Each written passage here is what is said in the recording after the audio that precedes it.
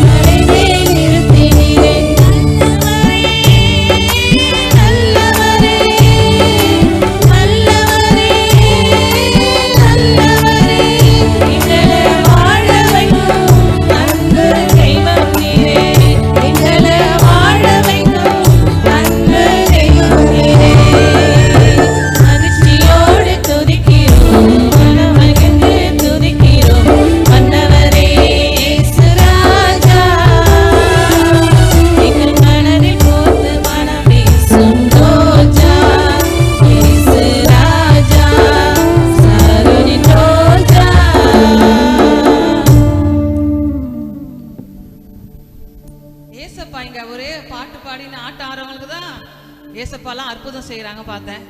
இந்த ஆடியன்ஸ்ல உட்கார்ந்து இருக்கிறவங்க யாராவது ஏசப்பா அற்புதம் செஞ்சிருக்காங்களா? கேட்கலாமா? சிஸ்டர் நீங்க வாங்க, உங்க வாழ்க்கையில ஏசப்பா அற்புதம் செஞ்சிருக்காரா? வாங்க சொல்லுங்க.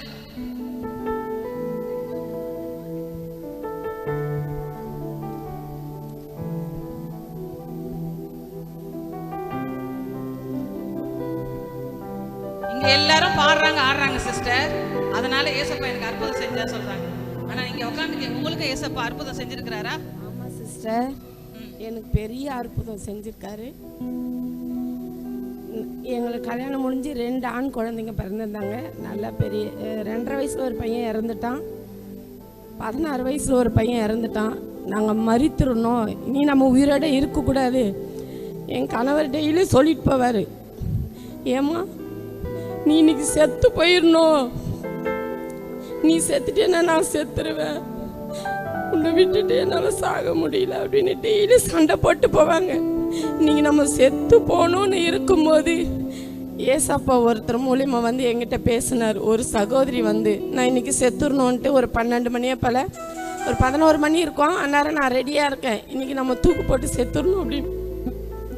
அப்போ வந்து ஒரு சிஸ்டர் ஓன்னு கத்துறாங்க, ஜோதி சிஸ்டர் ஜோதி சிஸ்டர் என்ன சொல்லுங்கன்ட்டு நான் கதவை திறந்து வந்தேன். கொஞ்ச நேரம் இருக்குது, நம்ம இன்றைக்கி இறந்துடணும், கண்டிப்பாக இன்றைக்கி தூக்கு போட்டுக்கணும் அப்படின்னு. அப்போ ஒரு சிஸ்டர் வந்து கேட்குறாங்க, ஜோதி சிஸ்டர் இன்றைக்கி நான் பாஸ்டிங் ப்ரேயர் போட்டிருக்கேன், உங்கள் வீட்டுக்கு ஏசப்பா என்னை அனுப்பியிருக்காரு ஜெபம் பண்ணுறதுக்கு, நான் வந்து பண்ணலாமா அப்படின்னு வந்து கூப்பிடுறாங்க. அப்போ நான் ஆண்டவர்கிட்ட பேசினேன், ஏசப்பா என்னை நீங்கள் சாக கூட விட மாட்டீங்களா, அப்போ நீங்கள் என்னை நேசிக்கிறீங்களா அப்படின்ட்டு ஆண்டவர் அன்னைக்கு நான் நம்பினேன். ஏசப்பாவை நான் ரொம்ப நம்பினேன். ஏசப்பா எனக்கு வந்து மகிமையாக மறுபடியும் மரித்து போன 2 குழந்தைங்கள மறுபடியும் எனக்கு திருப்பி கொடுத்துருக்காரு. 2 பெண் குழந்தைங்கள திருப்பி கொடுத்துருக்கிறாரு. இன்றைக்கி நான் மிக ரொம்ப சந்தோஷமாக இருக்கிறேன். இதே போல் ஏசப்பாவை நம்புங்க, கண்டிப்பாக உங்களுக்கு ஏசப்பா நடத்துவார். எதில் நீங்கள் தோற்றிருந்தாலும் நீங்கள் தோக்க மாட்டீங்க, ஏசப்பாவை நம்புறது கண்டிப்பாக நடத்துவார். ஆமென். Super super.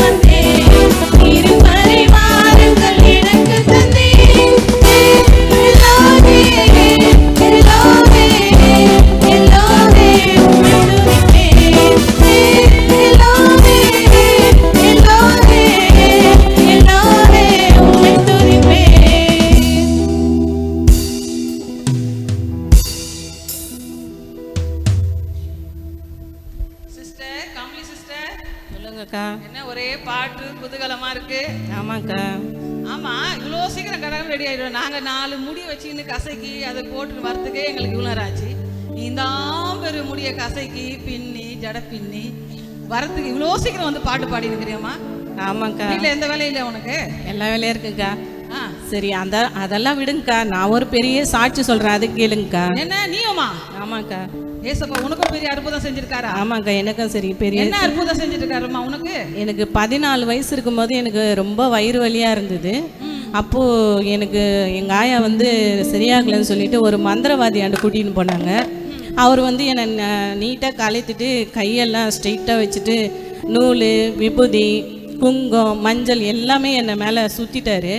அவர் வந்து சொன்னார், நீ இறுக்கமாக கண்ணை முடிக்க, நான் சொல்கிற வரை நீ கண்ணையே திறக்கக்கூடாதுன்னு சொல்லிவிட்டு அவர் மந்திரம் பாட்டுன்னு சொல்லினே இருந்தார். அப்போது எனக்கு அவர் சொல்ல சொல்ல என் ஜீவன் மேலே போகிறத நான் வந்து மேலே இருந்து என் சரீரத்தை பார்க்குறேன். அப்போ பார்க்கும்போது அதை என்னால் பார்க்க முடியல, ஏன்னா அது பயங்கரமாக இருக்குது. ஏன்னா ஒரு இடம் விடாமல் நூலும் அந்த விபூதி, மஞ்சள், குங்கம் எல்லாமே என் மேலே பூசிகிட்ருக்காரு அவர். அப்போ எனக்கு ஜீவன் மேலே போகிறது பார்க்குறேன் நான். அப்போ அவர் நான் இறந்துட்டதே அவரை பயந்துட்டு அந்த மந்திரவாதி நூல் எடுத்துகிட்டு சீக்கிரம் வந்து பிளேடு எடுத்துகிட்டு வாங்க, தண்ணி எடுத்துகிட்டு வாங்க சொல்லிவிட்டு என் மேலே தண்ணி தெளித்த உடனே என் மேலே அந்த ஆவி எனக்கு ஜீவனை ஆண்டவர் கொடுத்தாரு. அப்போ நான் வந்து மரிச்சிருந்தா 32 வருஷம் ஆயிருக்கும். இன்னைக்கு எனக்கு சின்ன வயசில் ஆண்டவர் என்னை முன்குறிச்சதுனால ஏசப்பா ஜீவன் என்னை அந்த நாளில் ஆண்டவர் எனக்கு கொடுத்ததை கர்த்தருக்காக ஸ்தோத்திரிக்கிறேன். அப்பாடி எவ்வளோ பெரிய அற்புதம் செஞ்சிருக்காரு ஏசப்பா.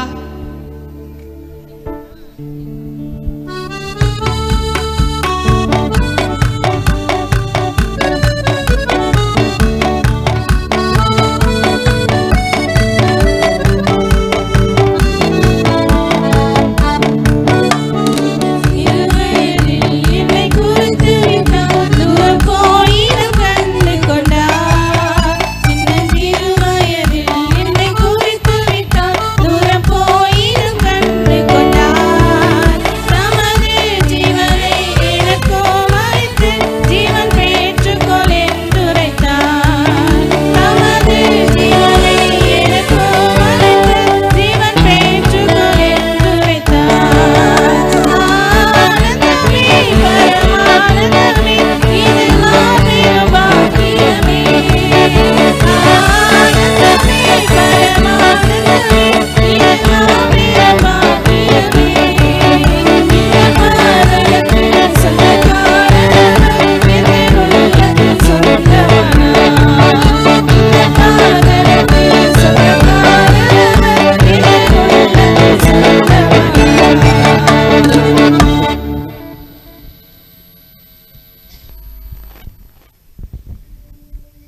சிஸ்டர்.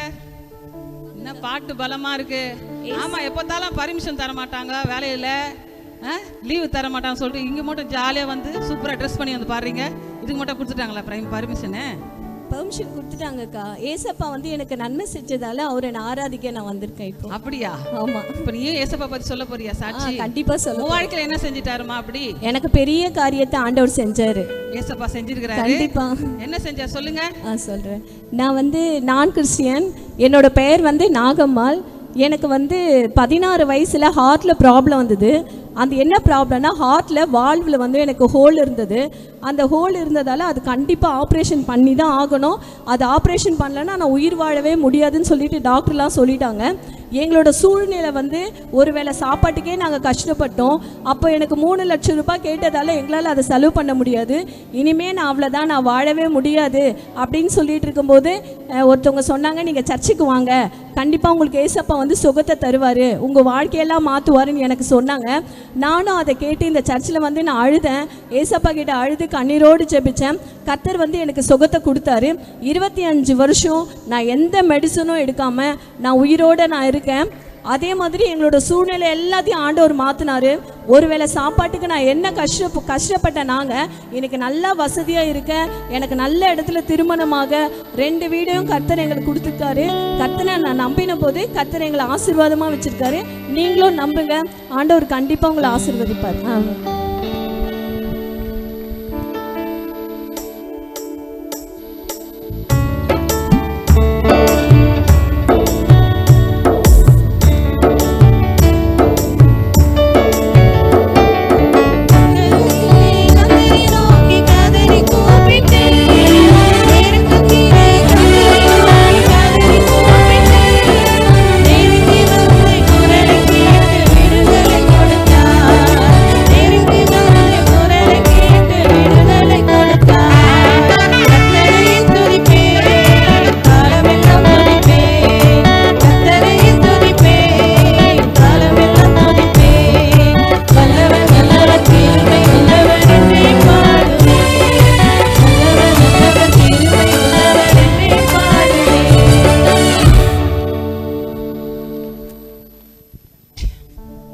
சரி, இங்க இருக்கவங்க எல்லாம் ஆடுறவங்க எல்லாம் சாட்சி சொன்னாங்க, ஏசப்பா என் வாழ்க்கையில இவ்வளவு நன்மை செஞ்சாரு. பாடுறவங்க எல்லாம் சொன்னாங்க. ஆனா இங்க நிறைய பேர் உட்காந்துட்டு இருக்கீங்க. எல்லாரும் சொன்னா யாரை கேட்கறதுன்னு தெரியல. சகோதரி தமிழரசி வந்து, சிஸ்டர் உங்க வாழ்க்கையில ஏசப்பா அற்புதம் செஞ்சிருக்காரா சிஸ்டர்?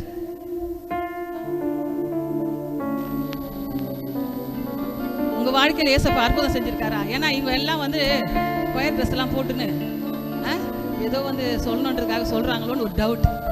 உண்மையாவே உங்க வாழ்க்கையில கூட ஏசப்பா அற்புதம் செஞ்சிருக்காரா? ஆமா சிஸ்டர், என் வாழ்க்கையில ஆண்டவர் அற்புதம் செஞ்சாரு. ஆமா. என்ன அப்படிப்பட்ட அற்புதம் செஞ்சாரு? நல்லா படிக்க ஆண்டவர் கிருபை செஞ்சாரு. நல்ல உத்தியோகம் கொடுத்தாங்க. ஏற்ற வேலை திருமணம் நடந்துச்சு. நல்ல ஒரு வாழ்க்கை துணையும் கர்த்தர் கொடுத்தாங்க. ஆனா திருமணமாகி 1 வருஷம் காத்திருந்த குழந்தை பாக்கியத்துக்காக கிடைக்கல. 2வது வருஷமும் காத்திருந்த அதுக்காக கிடைக்கல. உங்களுக்கு நான் சொல்ல வேண்டிய அவசியம் இல்லை, எல்லாரும் எப்படி பேசுவாங்க அப்படின்னு. வேலைக்கு போனா அங்க கேக்குறாங்க, சரி மற்ற சில ஃபங்க்ஷனுக்குலாம் போனா அங்கேயும் கேட்க ஆரம்பிச்சிட்டாங்க. அப்ப ரொம்ப எப்போ நமக்கு கிடைக்குமா கிடைக்காதா அப்படின்னு ஏங்கிட்டு இருந்த நாட்கள்ல எந்த மருத்துவர்கிட்டையும் போய் அணுகல. அப்படி ஆண்டவரே ஏசப்பாவே நோக்கி ஜெபிச்சதுனால கர்த்தர் 4 வருடம் கழிச்சு ஏற்ற வேலை எனக்கு அழகான ஒரு பெண் பிள்ளைய கர்த்தர் கொடுத்தாரு. என்ன அதிசயம்! உங்க வாழ்க்கையில தான் ஏசப்பா அற்புதம் செஞ்சிருக்காரு. பாட வந்திருக்காங்க, ஆட வந்திருக்காங்க நினைச்சேன். சிஸ்டர் நீங்க பார்க்க வந்திருக்கீங்க, உங்களுக்கு இவ்வளவு பெரிய அற்புதம் என் வாழ்க்கையில ஏசப்பா பெரிய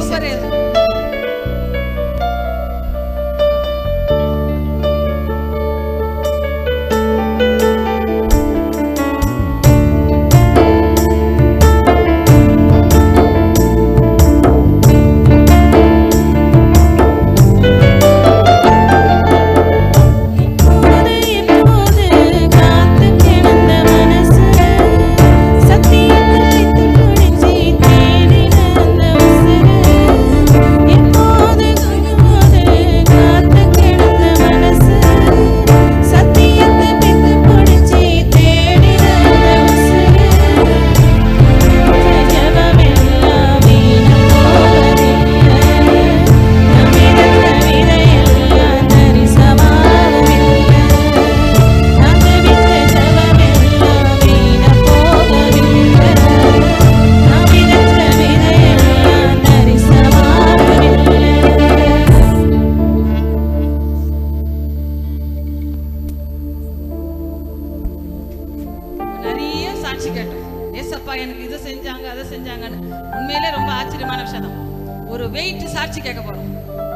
வெயிட்டான ஒரு ஆளுகிட்ட கேட்க போறோம். ஹலோ சிஸ்டர் உஷா சிஸ்டர், வாங்க. என்ன சிஸ்டர், இன்னைக்கு கிறிஸ்மஸ், வீட்டில் பலகாரம், நல்ல கேசரி பிரியாணிலாம் செஞ்சு வீட்டில் உட்காராம இங்கே வந்து நின்று இருக்கீங்க. ஏசப்பா எனக்கு பெரிய அற்புதம் செஞ்சிருக்காரு. உங்களுக்குமா? ஆமா.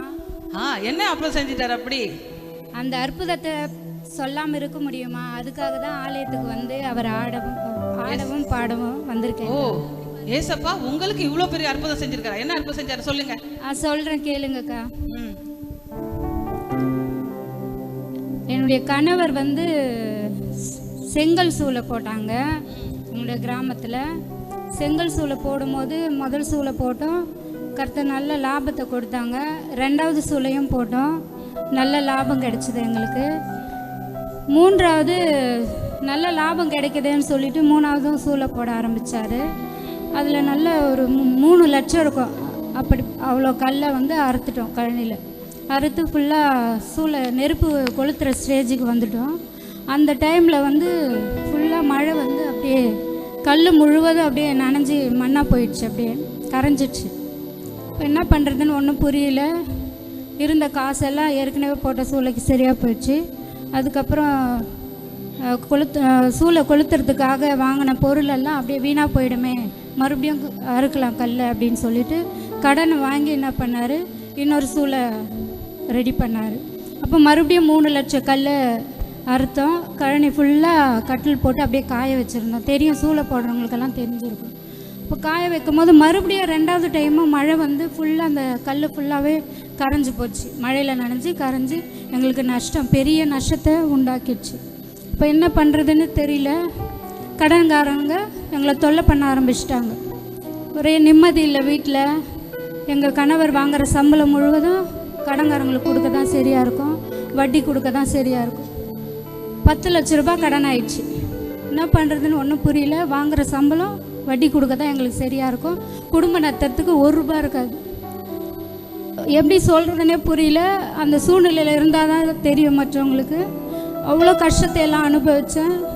அந்த நேரத்தில் ஆண்டவர் இந்த வருஷம் சரி இந்த 10 லட்ச ரூபாய் கடை நம்ம எழுதி வச்சு ஜெபம் பண்ணலாம் அப்படின்னு சொல்லிட்டு, இந்த ஆண்டில் ஆண்டவரே எங்களுக்கு இந்த 10 லட்ச ரூபாய் கடனை வந்து நாங்கள் கொடுத்து அடைச்சிடணும், அதுக்கு நீங்கள் தான் வழி பண்ணணும் அப்படின்னு சொல்லிட்டு, ஏதாவது எங்களுக்கு ஒரு வழியை காமிங்க ஆண்டவரே அப்படின்னு சொல்லிட்டு நாங்கள் ஜெபம் பண்ணோம் குடும்பமாக. அதுக்கப்புறம் சொந்தம் பந்தம் உற்றார் உறவினர் நண்பர்கள் எல்லார் இடத்துல கேட்டு பார்த்தோம், எங்கேயும் கிடைக்கல.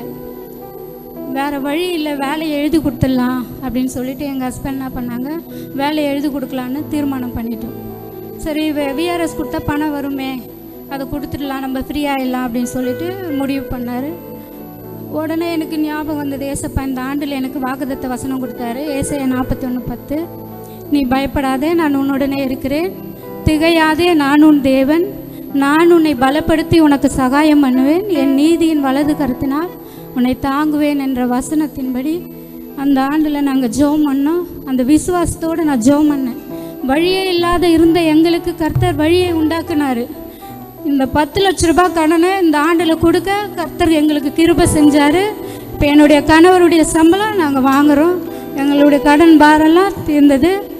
நான் விசுவாசித்தேன், தேவனுடைய மகிமையை கண்டேன்.